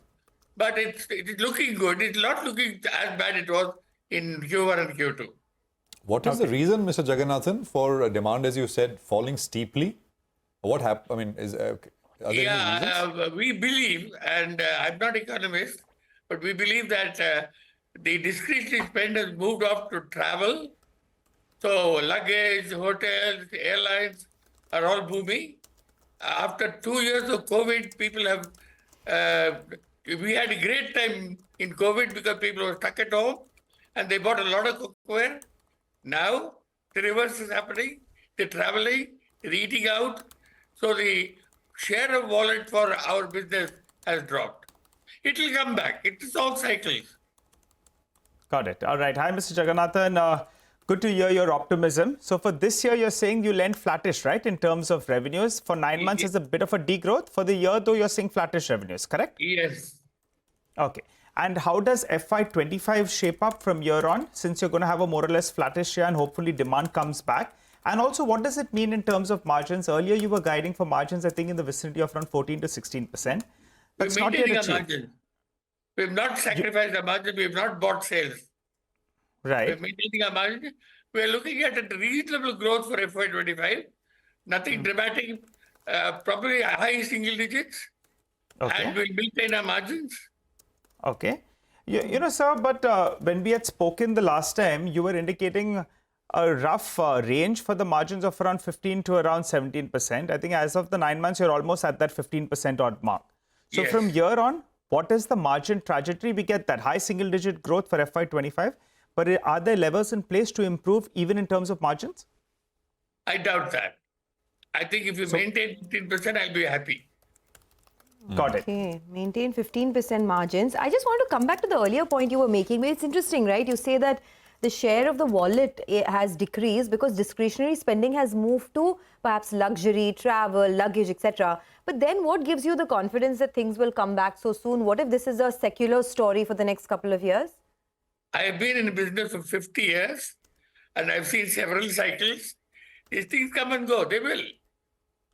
Okay. No, I get that. But can you give us a little more color into the demand trends? What are you seeing in rural, urban, tier 2, tier 3 cities? Because I understand that this K-shaped recovery is more in the urban side of the market, right? Luxury, premium end of the market. But what about rural? Rural is slower. The growth is slower. But there is some growth. Slower than urban or slower than what you've seen in the past? It's slower than the company growth. Okay, rural slightly slower than the company growth. In terms of the channel to the market, I mean, is it even across general trade, e-commerce, or is one faring a little better than the other? E-commerce is doing a little better than general trade. The large format stores are doing well. It's the mom and pop stores that are struggling. Okay, all right.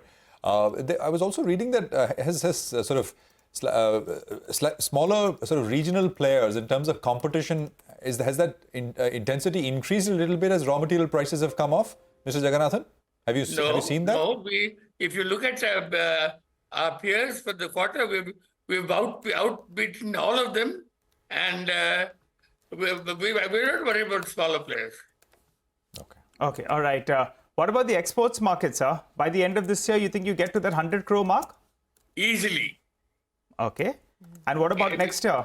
How much does export scale on that base of 100 crores? My wishes out, but next year we should double. Okay, so close to 200 crores on exports at least. Yeah. You know, Mr. Jagannathan, when the markets are a little bit jittery, demand is a little bit soft, it sometimes throws up some good opportunities. And you have been on the prowl. You have been telling us that you're looking at various assets, but you're not yet ready, to make that announcement. Do you think in the next couple of quarters, you have got that target out there, demand is a little bit weak, which may not be such a bad thing, the acquisition target could want to sell out? Is that a possibility? It is. So should we hear it for the next time we chat at the end of this fiscal?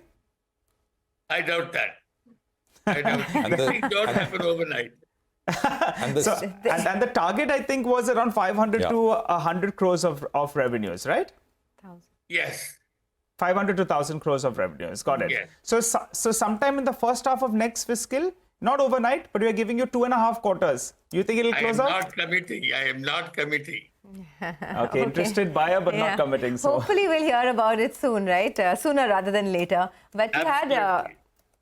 Okay, that's enough for us for now. But what about the new launches? You introduced 25 new SKUs in the last quarter, actually, across all categories. How has the response been? Very good. In fact, that's what sustained us. The upper end of the market is doing very well. Okay, so the upper end of the market is doing well. What about Judge, the new brand? That's in the mass market category. How has that done? It was doing a good growth rate, right, of around 40%. Is that something that's sustainable? You see, growth rates are deceiving. If you're selling one and you sell two, it's 100%. But if you're selling a million and you sell to 1.2 million, it's 20%. So Judge is such a small brand that growth rates are deceiving. We'll still grow at 100% from 1 to 2. Okay, all right. Thanks a lot, Mr. Jagannathan, for joining in and filling us in with your take on the business as well as on the industry and how the share of wallet has changed in the last couple of months in comparison to COVID period. Always good speaking to you. Well, let's focus on the next management then. NLC India reported a rather weak set of numbers in the last quarter. Their margins have contracted a little bit. Revenues as well are down. Mr. Prasanna Kumar Motupalli, the chairman and managing director of the company, joins us on the show. Hi, sir. Good morning and thanks so much for joining in. Well, tell us what went wrong in the past quarter and are things on recovery mode? Yes. There was improvement in the quarter 3 compared to quarter 1 and quarter 2. And quarter 4, we are doing much better in both in the coal production as well as the power generation. So we are hopeful that in the quarter 4, we will be doing much better and reach our whatever targets are there. Okay, you'll do much better in quarter 4. Can you tell us in the power segment particularly what led to the dip this time around? Was there any disruption that you saw in your plants? And can you give us some sense of what the pricing and volume trends could look like in Q4? Particularly in quarter 3, most of our plants located in Tamil Nadu, they got affected because of the floods and rains that happened. Because of that, there was a stoppage of the units for almost more than 10 days. So that is the reason why the operating performance is comparatively not to the extent which we expected. But in the quarter 4, we are doing well. And in thermal power generation, it's growing at the rate of almost 9%. So we are expecting to meet that growth rate in our company also. Okay, all right. In terms of your, if I look at the power mix currently, 72% is in favor of thermal, while I think renewable is around 28%. But you have ambitious targets for 2030. So could you tell us how this mix will change? Actually, as on date, we are a 6 gigawatt company with around 24% renewables and balance conventional thermal capacity.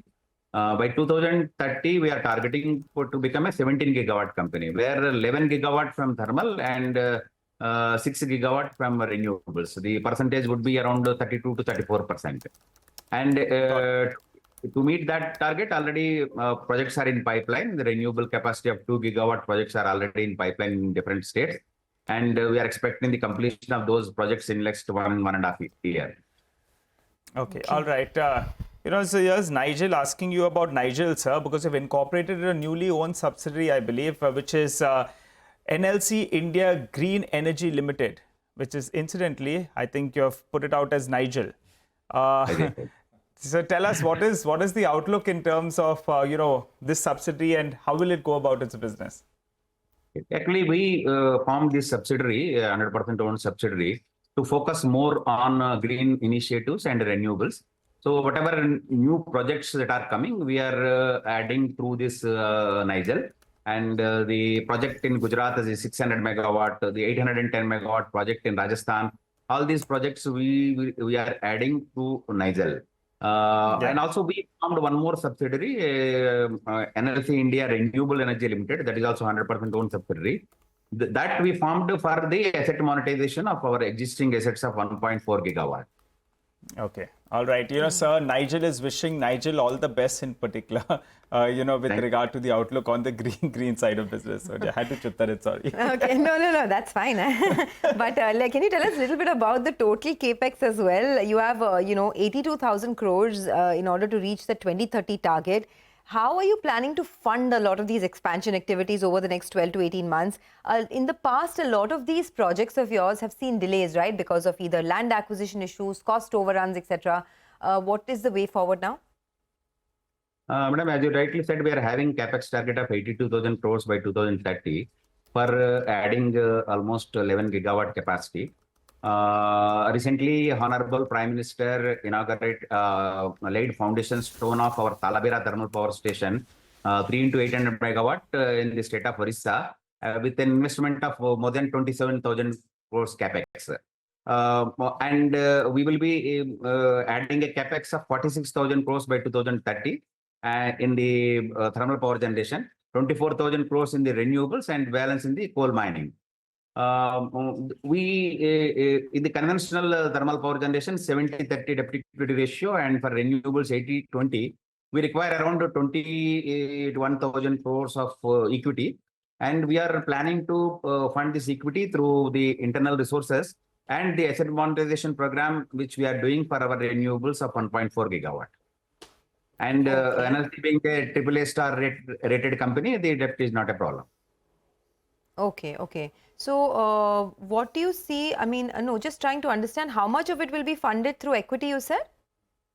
21,000 crores. 21,000 crores. And the rest? Rest through debt. Rest through debt. Okay, so what would this mean for your overall debt on the company over the next, say, 12 to 18 months? Pardon, madam?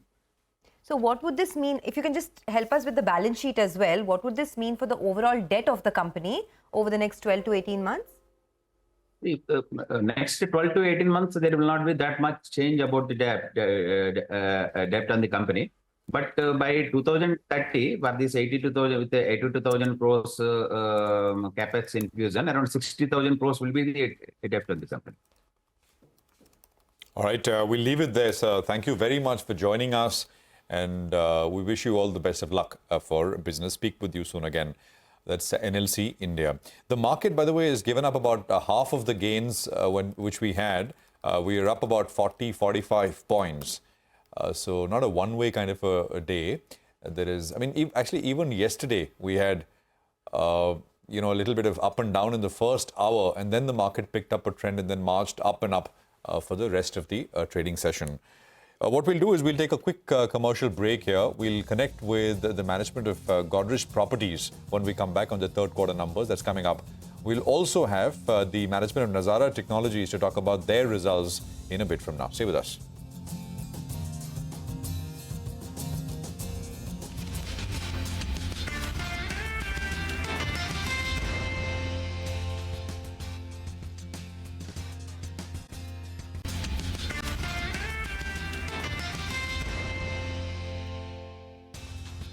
Well, Godrej Properties saw its highest ever quarterly sales in Q3. However, volumes came in lower. Their booking value is up 76% year-on-year, while collections have also surged 43%.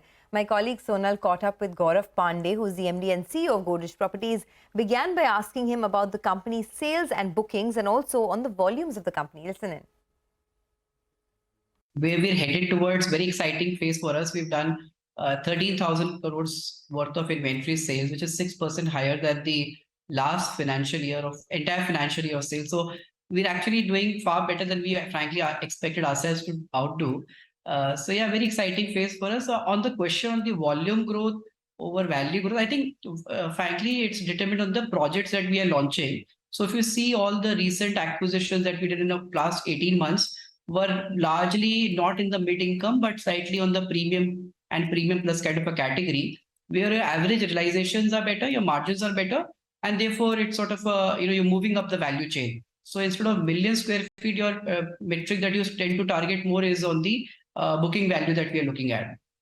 So yeah, I mean, and I think 9 month basis, probably our sales is probably about 11 million square feet, which should be higher than the 9 month performance. But yeah, but frankly, the directional call is more to grow the portfolio in terms of top line growth as well as margin expansion. Okay, all right. Of course, that means that your portfolio is also skewing towards the premium side. That seems to be doing really well as well. What is the idea around expansion from here on? You have your presence across geographies. You're one of those pan-India players. Will it come in via more land buys, or you've already done that and now is the phase when you'll see a lot of construction? What is the business development pipeline looking like? It's a great question. See, essentially, if you see, we're a very unique platform present across all geographies. So for us, our job is more like a portfolio manager. You tend to take sort of directional views about where the market is presenting you opportunities, and you tend to manage your portfolio basis where the sales velocity is better and your risk adjusted returns will be better. So last 18-20 months were a series of acquisitions we had done across all geographies because we wanted to deploy a lot of capital. And from there on, we've moved to more of execution heavy focus, which is why you saw the later part of the last 6 months or so of last calendar year being more on execution, because we wanted to launch some of the acquisitions we did, which is where you saw Godrej Tropical Isle getting launched in Q2, became the highest selling project for us with 2,000 crores plus of sales. That was a record that we broke our own record after 7 years. And Q3, we broke the same record with another launch of ours in Gurgaon. called as Godrej Aristocrat, which is 2,600 plus crores of sales. Now, the strategy is about calibrated BD, which is essentially adding inventory and doing acquisitions where we feel there is big opportunities to grow. At the same time, replenish inventory where we are selling fast. So, for an example, South is going to become a sort of an area where we'll be very focused towards making up presence, which is why you saw sort of an announcement in early January in Yashwantpur market. You may see similar announcements in South going forward. And likewise, we will make inventory replenishment kind of calls, or where we see huge opportunity of margin expansion. So it's a calibrated BD strategy to keep continued growth. But frankly, from a hygiene level of growth to deliver, we have enough and more from an inventory, thanks to the great acquisitions our team did in the last 20 months or so. Okay, all right. So that is one strategy that Street has been focusing on as well for Godrej Properties. Gaurav, what does it do to your capex going forward? What will debt look like? Because the last conversation I had, you did indicate that since you're looking at expansion, debt would continue to increase. But what levels are you comfortable with? Right now, we are standing at 6,900 crore rupees. What does it do to cash flows? Because operating cash flows to overall cash flows has been around 30 to 40%. Is this something that will continue? See, if you see net D ratio that we have already talked about and given as a guidance to the Street has been 1:1, because that is a level we feel that we are able to balance both the risk side of the business, but also the opportunities and the growth levers that we want to intact.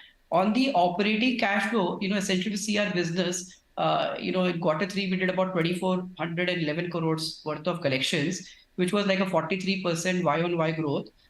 From a 9-month point of view, it was 6,700 crores. These two metrics led to a major swing in our operating cash flow. So net operating cash flows in Q3 was 798 crores, which was probably 35% Y-on-Y growth. And if you see from a 9-month point of view, sorry, it was 45% on that metric. And on 9 months, it was close to about 1726 crores. About, say, I think 34% kind of a Y-on-Y growth. So having this 1726 crores of operating cash flow in 9 months, with the headroom that the net D is anyways presenting as an opportunity, I believe we have enough and more to continue our growth drive. But of course, in markets that we feel the margin expansion opportunities available. And so, frankly, growth led calls are a lot of times dependent upon how your projects are happening. So if you see our launches, they are frankly outdoing our own internal benchmarks we've ever done. I talked about some of the launches, but look at launches like Godrej Ananda in South, which is a 574 crore sales, practically sold out. Whatever inventory we had, more or less completely, it's flying off the shelf.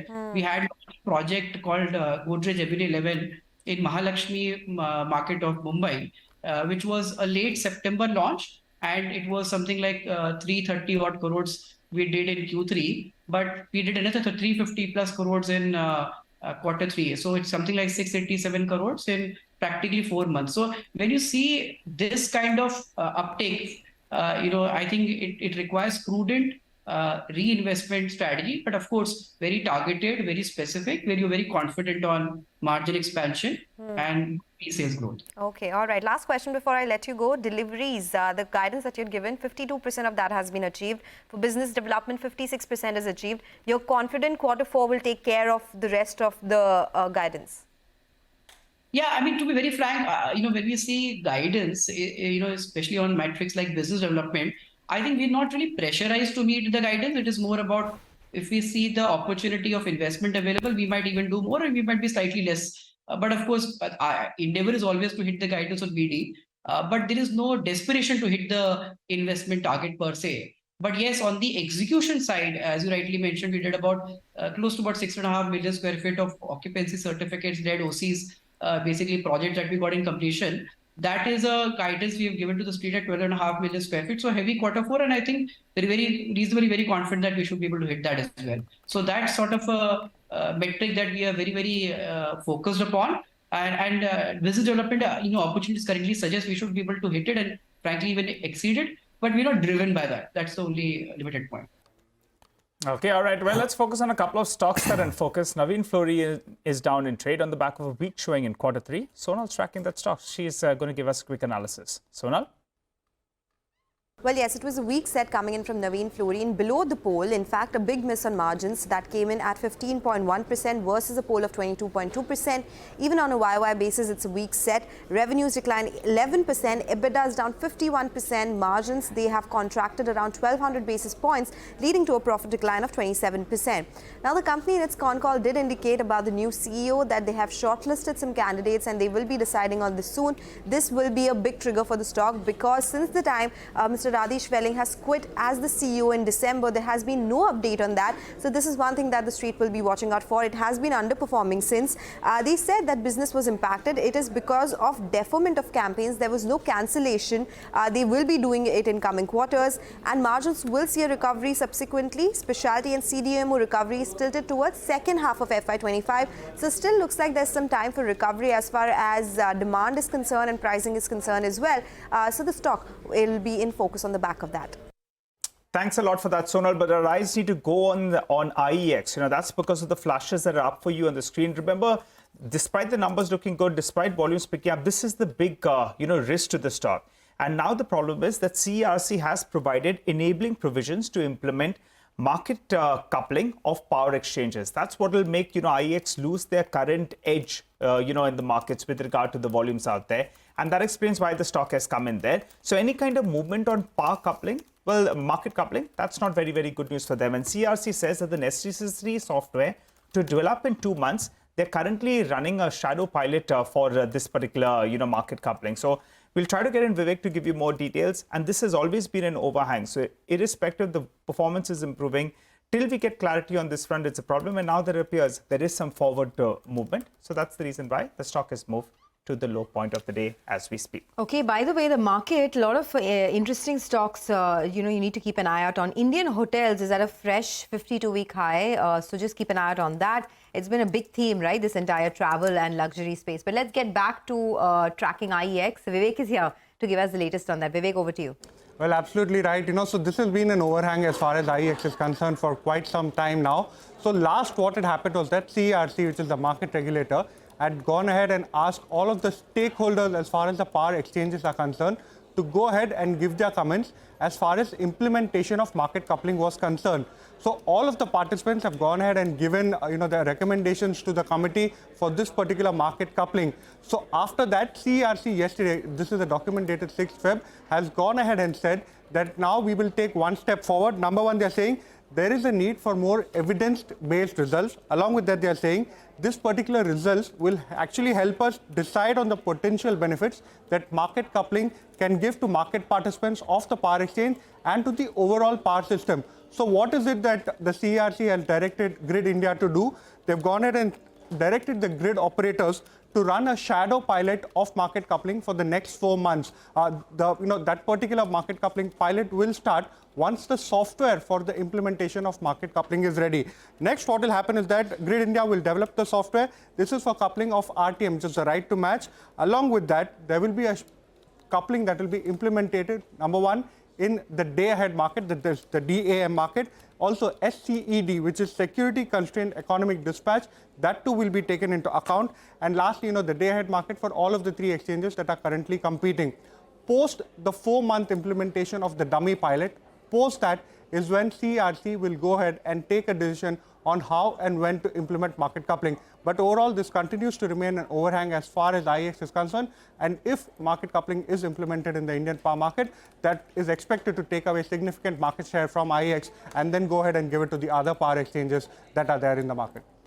I don't got that. Vivek, we've been discussing this. The power minister earlier this year, on the 17th of January, had made a comment that I think it was our network reporter who had kind of sat down with him and asked him about this coupling business, and he'd said that, well, we will implement it.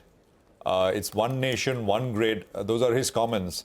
And at that point, many were kind of saying, well, it is CERC's decision. It is not the government's decision. But I think now it is pretty clear that this indeed is going through. Thanks very much, Vivek, for running us through this. We'll try and have the management of IEX also join in for more on this story. Stocks down about 4% or so. Now, the next company in our radar is Nazara, which has reported a muted set of numbers. Revenues have not really picked up as the company had said they would in the third quarter, actually in the second half. So let's understand what happened. Nitish, Mithir Sen is Joint Managing Director and CEO of Nazara. Thank you very much for joining us, Nitish. Prashant this side, morning. Can we start with the revenue number? What's the reason behind the muted performance? So sure, Prashant, as you will appreciate, we are running a marathon and not a 100-meter sprint. And for us, the quality of revenue, improving margins is equally important, and it's not about growth at all costs.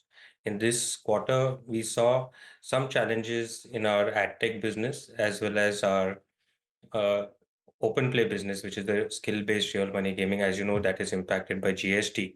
So some of the top line took a hit because of that.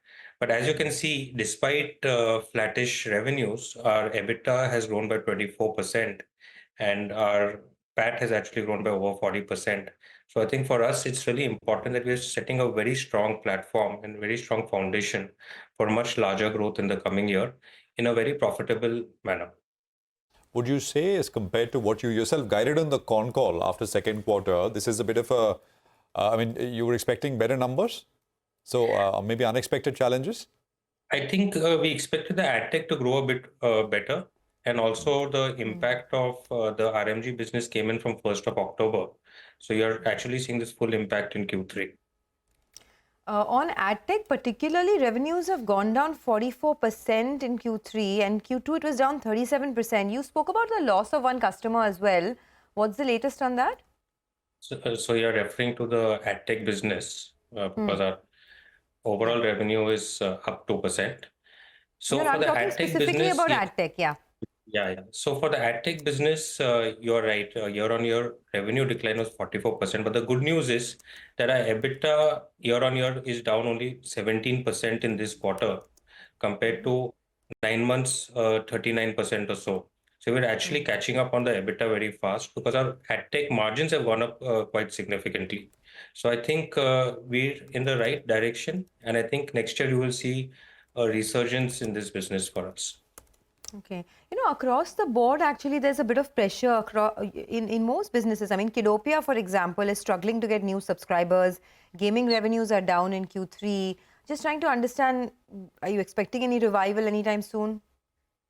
Absolutely. So I think two standout performances for us in this quarter have been Animal Jam, where we've seen the highest quarterly revenues in the December quarter, both in terms of profitability. And Sportskeeda is actually year-on-year 97% up on EBITDA. So I think our platform is well diversified. And despite the challenges you just mentioned, we are able to grow our profitability and withstand some of these pressures. So when things are better, you can imagine how we would grow. Yeah, but when do you expect things to get better? And on an average, what are you expecting in terms of subscriber growth for Kidopia? Right now, it's difficult to say. Kidopia continues to have user acquisition challenges, and we're working hard to improve it. But we're also trying to break the logjam by doing some IP licensing. We've seen some of the kid interactive companies globally do much better through licensing popular IP, which we haven't yet done in Kidopia or Animal Jam.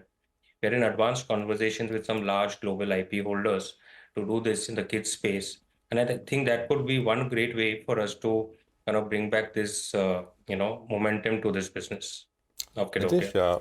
Nitish, for the 9-month period, revenues are up about 9%, and I think margins are up about 180 basis points.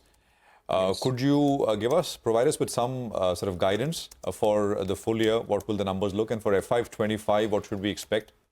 Yeah, I don't have a specific guidance for the full year. But for FY25, I think two things. I think many of the challenges we faced in terms of the top line, for example, DataWorks, our telco business, etc., will be in the denominator already and won't hurt us next year. So a lot of the businesses that are growing for us should shine more or should impact the top line more in an organic way in FY25. The other important thing to remember is Nazara has been able to raise 760 crores from marquee investors this year. We brought in Mr. Nikhil Kamath. We brought in SBI Mutual Fund, ICICI Prudential Mutual Fund. So some very marquee investors have backed us. And that has taken our cash reserves in excess of 1,500 crores. My team has worked on a fantastic pipeline of investments as well in the last year. And we also hope to action that. So I think FY25, you will see strong organic growth resume, as well as additional growth coming through new M&A that we are going to do. Could you provide us with some idea about, without a specific number, margins? Because third quarter margins are around 14%, 9-month margins are around 12. I mean, what's the where will margins be? I think Q4. So for the full year, the margin should be between 12 to 13%. Q3 is usually the highest margin quarter for us. But our push for across our businesses is to improve margins. I believe a gaming business should be a high margin business. It's not a 10-12% margin business. And while we've invested in growth, I'd like to start seeing much higher margins come through in the next couple of years. And that's the push my entire team is working on. Okay, I just had one more question on real money gaming, right? The EBITDA loss that has been reported, that is as expected. But in Q2, you had guided for Classic Rummy to post an EBITDA loss in Q3 before stabilizing to break even by Q4. Are we on track to seeing that break even in Q4? Yes, we should be able to achieve that. Okay. All right. Thanks, Nitish, for joining in and giving us your view on the earnings. That's Nazara Technologies with their numbers and the pressure that they're facing in certain businesses. Just one point, Sonia, I wanted to highlight TRF. You know, the stock has suddenly gone to upper circuit up close to 20% because there's a release that's come on the exchanges. And they have said that the board has decided not to go ahead with the scheme that was announced earlier. Remember, earlier they were talking about, swapping shares. If you had 10 shares of TRF, you would get close to 17 shares of Tata Steel. So earlier it wasn't in favor of the shareholders. Now, if the scheme is not going to go ahead, then, that was what the ratio was, keeping a lid on the stock price. And that explains from the minute that release hit the exchanges, that stock has moved to upper circuit, up close to around 20% as we speak. Very small company, less than 400 crores. We just thought we'll highlight that for our viewers. For the time being, we'll slip into a short break. On the other side, we'll have our special segment, It's the Economy. Latha will be joining in to give us more on that. Stay with us.